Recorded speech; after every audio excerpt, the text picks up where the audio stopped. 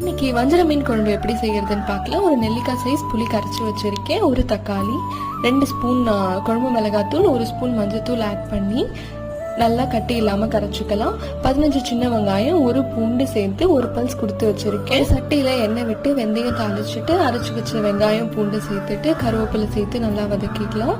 ஒரு தக்காளி பொடியாக கட் பண்ணி ஆட் பண்ணிக்கிறேன். கரைச்சி வச்ச புளி தண்ணியையும் ஆட் பண்ணிக்கலாம். வெங்காயமும் பூண்டும் இடிச்சு கூட ஆட் பண்ணிக்கலாம், இன்னும் டேஸ்ட்டும் சூப்பராக இருக்கும். குழம்பு நல்லா கொதிச்சதுக்கப்புறம் 2 துண்டு மாங்காய் ஆட் பண்ணிக்கிறேன்.